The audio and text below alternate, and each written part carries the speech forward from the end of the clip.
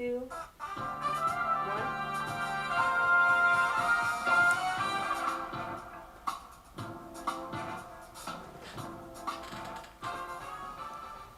So welcome to Let's Talk UIC. Officer Yesenia Diaz is currently a police officer for the Broward County Police Department, specifically for the city of Miramar. She has a bachelor's degree in marketing and communication and is currently pursuing a master's degree in public administration. Officer Diaz began her law enforcement in 1996 as a police service assistant with the Atlanta Police and since 2003 in the Miramar Police Department. She is a member of various work groups in Broward County. She is also a daughter and a proud mother of Ethan. So welcome, Officer Diaz, to Let's Talk UIC. How are you today? Thank you, Maria. I'm doing great. It's a pleasure and an honor to be here with you. Thank you so much for coming. So let me ask you something. Can you tell me more about you, about your experience, about yourself? Well, I can tell you that I'm very blessed, really, because my career has been very long, but I've also met amazing people along the way that have helped me. And that being said, support is incredible, and I love my family, as I say, my work family and my personal family as well. Yeah. So, you know, in a nutshell, you know, it's not just about me, it's about those that surround me. Yeah, of course. So why did you decide to study marketing and communication and then to join the police? So I picked a degree because I had initially started my associates. Mm-hmm. It's actually in, my associate's degree is in fashion merchandising. Oh, wow. So it was a partnership at the time with the college where I was at. And I went ahead and pursued it. You know, I enjoyed the communication side of it. And I actually, for a very brief, about 7 months, I worked for Telemundo. Oh, wow. And so you combine the communication career with the police career? It's funny because you think that there is, I always say to my family, and it's funny because I have a 9-year-old son, as you know, his name is Ethan. And I always tell him, you know, no matter what you study in life, you can always apply it later on.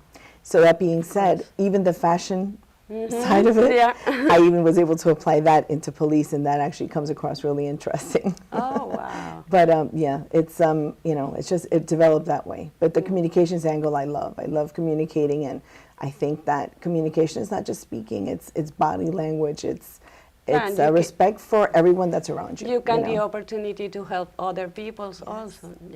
Yes. So you moved back to Florida from Atlanta. Why did you decide to move here? You like here in Florida? You like more they live in Atlanta? Why did you decide to?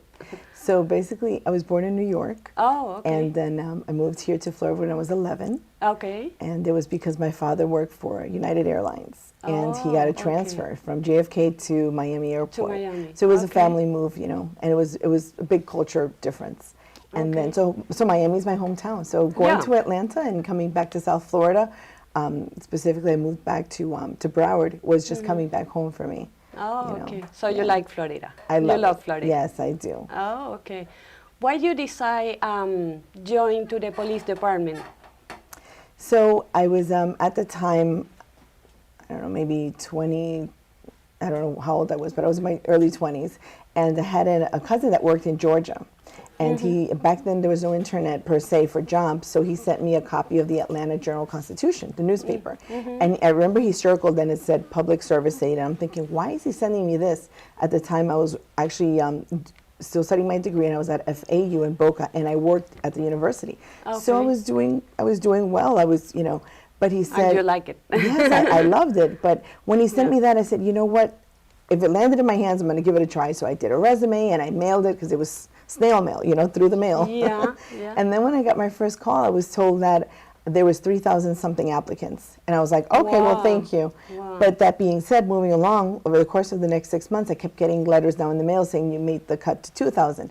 Then you made the cut to 1,000. And then when I made the cut to the last 300, I was like, me? Why me? You know, I mean, like I said, I didn't have a degree. I only had my associates then. So you wait like— It was because of the Spanish. It was because of my language. And so I was fully bilingual, thank goodness, and I give total credit to my parents for that, because growing up in New York, there was a program for kids. And so since the age of 3, I started to learn Spanish, but through a college that offered it on Saturdays for kids. Wow. And it was a cultural way of educating, you know. So as a 3-year-old, you're thinking, how's a 3-year-old going to sit in class? I didn't. Yeah. I played, we cooked, like 1 month we covered Mexico, and they taught us how to make tortillas. So they had different ingredients, and as a child, you know, you're receptive to those type of learning environments. Wow. And it was fantastic. So my 2 older brothers and myself, that's how we learned Spanish, on Saturdays at Nassau Community College in New York. Oh, wow, that's nice, that's nice. So that's why they picked me. Oh, wow, yeah. So how the migratory process affect your career, your development in the police department? And in Atlanta and here in Florida since... Excellent question. I'm glad you brought that up. Thank you. So my parents... I just did it because, I mean, I'm immigrant also. Yes. So, you know, it is like a difficult process to get some things to develop yourself and your career sometimes. Yes. So, yes. yeah. So my parents are immigrants, and I'm very proud to say that. They're from Colombia, South America. Oh, okay. Okay. And nearby Venezuela. Yes, So, yes, yeah. I've actually been to Venezuela, and I think it's a really? beautiful country. Yeah. Yes, amazing people. Was a beautiful country. Well, when I now, went, yeah. And the food, I can eat your food every day. It's amazing. Yeah. But so my parents, you know, migrated from Colombia years ago. It was like, I don't know, like in the 60s, into New York, and they immediately, yes, they, you know, it's rough at the beginning, and my father always made it a point to tell us. Before he passed away, I lost him 3 years ago. He told us, nothing in life is easy. You know, from the moment you step foot and you want to commit yourself to something, you just keep going at it. And I followed in his footsteps, and I think we all have in my family. So that being said, I understand that being from, no matter where you migrate from, whether it be, you know, Jamaica, Colombia, Venezuela, anyway, it's never going to be easy at the beginning. No, but my experience in Atlanta was on another level, I'll say. So because I spoke Spanish, I was asked on a Sunday morning to assist on a case. Okay. And I didn't know where I was going. I was a civilian, meaning I was not an officer. It's completely different. Yeah. They took me out of my comfort zone in an office to go and assist by translating. So on the way there with a detective, he says to me, Ms. Diaz, when we get there, is an actual crime scene. There's someone that has died, and he's there on the ground. Was Hispanic people there? Or? Yeah, and I said, okay. He goes, so what I need you to do is translate. I said, okay, no problem. And I'm thinking, oh, this is nothing. But as we were coming up, literally, I hear someone that yells, La migra, and I'm talking about everyone started to scatter from this, obviously, you know, crime scene, a dead body, and it was covered with crime scene tape. And I was like, what happened? So he throws me this mic, you know, a PA system, and he says to me, keep them. You got to say something because those are our witnesses. I was like, you know, you have to understand. I didn't have the experience. I was very young, civilian. My background was in communications and fashion. Yeah, nothing related. Yeah. But I took it and I just spoke from my heart, you know, and I told them in Spanish. I said, regresen. Este es su amigo o su familiar. I didn't know who he was at the time. Por favor, vengan. Si ustedes no tenemos caso, hay que hacer justicia para él.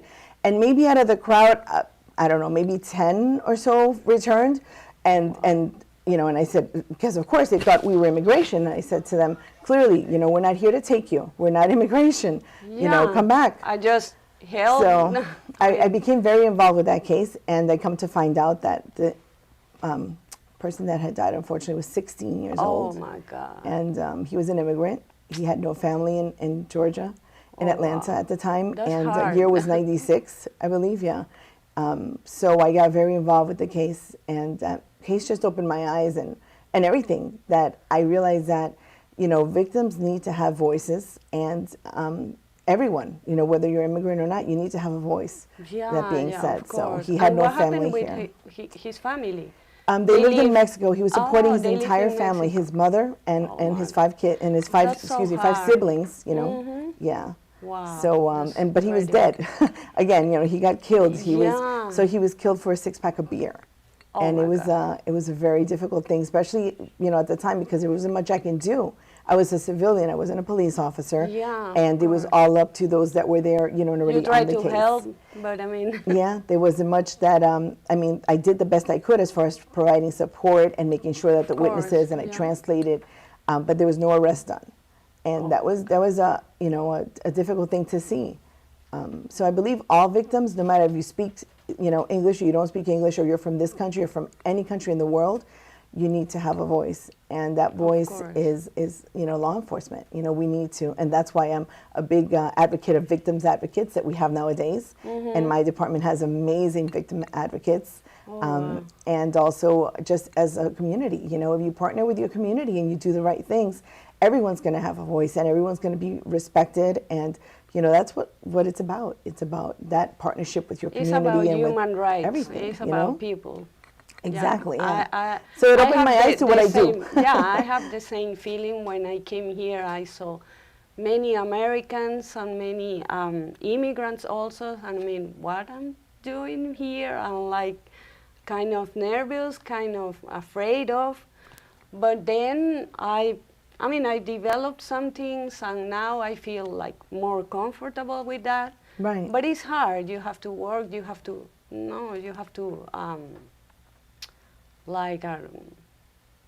integrate in the community, so. Exactly. Yeah. But that commitment that we have, and even the worst situations, we learn from them. And it's amazing how we can thrive after, from that learning experience. Oh, wow. So, how did you feel when you were nominated as the first woman Hispanic here? In Miramar? Yeah. Yes. So I was actually as a female detective. I was the first detective. Yeah. It was great. It was empowering, and I knew that I wanted to represent our community, from all angles. Yeah. and I did, and it's been amazing. And none of that would be possible without the support of good leadership, which in the city of Miramar, the police department, we have an amazing group. We really do. And one thing I always say is that, so I'm going to be 20 years with Miramar next year. Oh, wow. In Congratulations. July. Thank you. And I always say that if I had to do it again, if I had to pick another police department to be a police officer at, I'd come back to Miramar. I wouldn't do it any differently. No matter what situation, you want to be at a place and work with a group of people that are transparent, that they're there for the right reasons, and that they're great leaders, and they are. Wow. So how do you share your time with your son and your mother, like as a family? What are the activities you like to do with your son especially? So my son is really into soccer. Oh. So I've become a soccer mom. So you have to play with him. Yes, I love it. I love it. He doesn't even have to tell me, actually. Half the times I'm the one telling him, hey, you ready to go? And he's like, yeah, Mom, okay, let's go. Yeah. So, he's really amazing. Okay. I like to say that about 2 weeks ago, I was the recipient of under the Florida Crime Prevention Association. I was nominated for an award. It's called the State of Florida Crime Prevention Officer, basically. And surprisingly enough, I was selected also as a recipient, so I got that award. Wow. But what I want to tell you, Maria, again. Thank you so much. What I want to tell you is that it wasn't about receiving the award. As I was giving my acceptance speech, my son was in the audience. Oh. And when I saw him literally stand up and do one of these, so that's proud. my mom. Yeah. That was it. Like, I lost it. I totally lost it. Oh, yeah, of course. That was my award. Cute. Knowing that, of everything that he sees me do and who I am, it truly makes him proud of who I am. And that was my award. And no one is ever going to take that away from me. And I loved it. Yeah, so I think there's certain things in life that you're awarded, and it's not something that you hold, Maybe don't get me wrong, the award was beautiful, and I'm grateful. Yeah. But it was his reaction to that award that was my true award. Yeah. Oh, congratulations again. Thank you. So Thank do you much. think that the crime could end sometimes, or? So crime, as we know, it's been forever. Since, historically, we've always had, everyone has had a crime. The thing is keeping up with the trends and making sure that we push forward those crime prevention tips and let the public know of what's going on. Okay. And at least here at the Miramar Police Department, we are very big on communicating to our residents what's going on.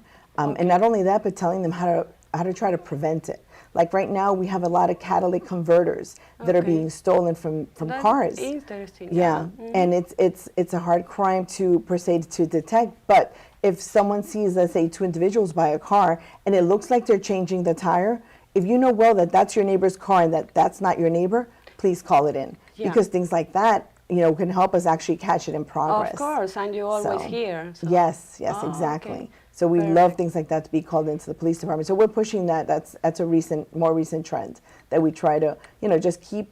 If we keep our residents informed of what's going on, Okay. then that will help prevent crime. Yeah. Is it Yeah. ever going to be zero crime? I think that's unrealistic. But that Yeah, being that's said, not- yeah, we just have to continue the partnerships, continue the And communication. as a people also, we must improve, like the behaviors and help our neighbors, our friends, and call the police. Yes, I think getting involved is something that we all should do, that it's our duty to just get involved more with our communities. Okay.